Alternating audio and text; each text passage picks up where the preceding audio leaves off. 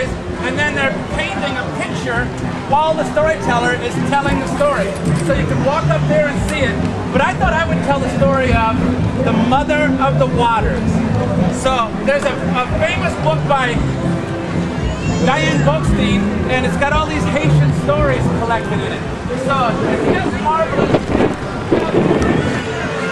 The Mother of the Waters. Once upon a time, there was a young girl, and this girl, her mother and father had died, and there was a woman that said, "You can be my stepdaughter, come to my house." And she was there, and she had to do all the washing, and all the cleaning, and all the sweeping. And then she looked, and her stepsister just sat there at the table with her feet up. And then that mother had said, "You need to go down to the river, and I want you to wash all of the spoons. And if you drop one spoon, if you lose one spoon, you're going to get a beating." So that girl took the bucket of spoons down to the river, and she was washing them, and she had counted them. And then when she counted them back in the bucket, and she had lost one, and she said, "Oh no, I'm going to get a beating." And then she looked up, and this old woman came to her and said, "Granddaughter, why are you crying?" I lost a spoon, and I'm going to get a beating." And the old woman said, "Wait, here, will you scratch my back?" And the girl looked up and said, "Why, yes." And she reached over, and she started to scratch the old lady's back.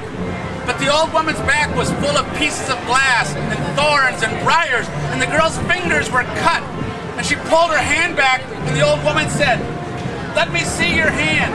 And the girl held her hand out, and the old woman spit on it, and the cuts were healed instantly. And the girl said, "But I need to find the spoon." And the old woman said, "Oh, if you want the spoon, come with me. Come to my house first." So the two of them walked into the forest, and they were at the old woman's house. Then the old woman said, "I've got to leave, but I need you to cook a meal here. Here's this bean, and here's this ham bone." And the girl said, How can I cook with that?" And the old woman said, "Just put it in the pot and stir, and you'll see."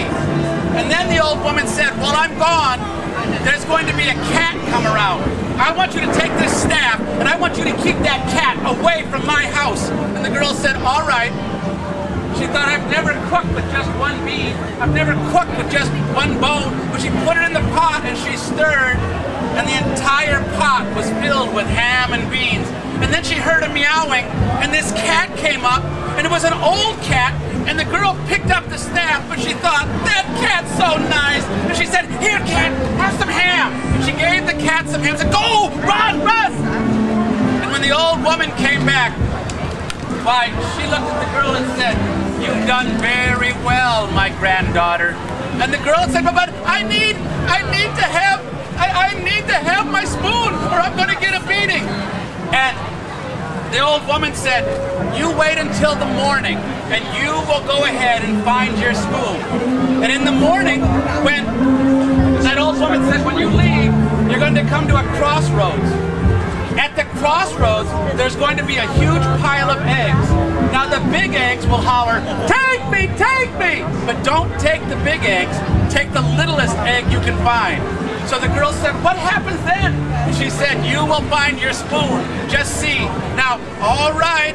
And that girl went out, and she was walking, and she saw all that pile of eggs at the crossroad, and she saw the big eggs, and she was there, and she looked, and the big eggs were hollering, "Take me, take me!" And the girl almost wanted to take a big egg, but she picked the littlest one, and she broke it open, and out of that egg came a trunk. And she opened up that trunk, and it was full of silver spoons. It was so heavy, she had to drag it all the way home. And she got there to her stepmother and said, "Look, I found spoons." And that stepmother had said, "How did you get those?" And the girl told her, so that stepmother told her own daughter, "I want you to go to the river. I want you to get a pile of spoons like that for me." So the daughter goes over to the river, and the mother had said, "If you lose one spoon, you're going to get a beating." So her daughter took one spoon and threw it into the river. "Ah, I lost my spoon." And the old woman appeared and said, "Daughter, what's happened here, granddaughter?" And she said, "I lost my spoon, I'm going to get a beating." And the old woman said, "Here, scratch my back." But as soon as that daughter scratched her back and her fingers were cut, she pulled her hand back, and the old woman said, "Let me see your hand." But that girl said, "No, you can't see it." So her hand was cut the whole night. And she came to that woman and she said, "Where's my spoon? I need to get my spoon." And the old woman said, "Come with me." And they went into that old woman's house. The old woman said, "I need you to cook supper. Take this bean and take this bone and put it in the pot."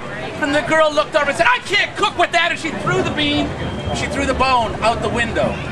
The old woman said, "I don't know if I can help you or not. I've got to leave, and there's going to be a cat come here. I want you to take this staff and keep that cat away."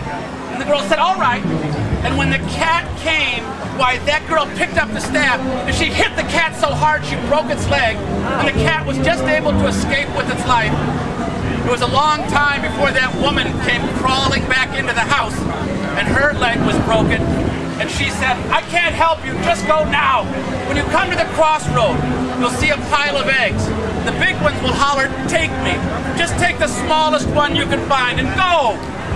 And that girl left. She left in the middle of the night, and she got to the crossroads, and she saw all those eggs. And she heard the big ones holler, "Take me, take me!" And she picked up the biggest egg she could find, and she smashed it on the ground. And out of that egg flew all these hornets and bees and wasps and monsters. Ah! And the girl was running down the path. She got by her house. Ah! And her mother came out to look. Ah!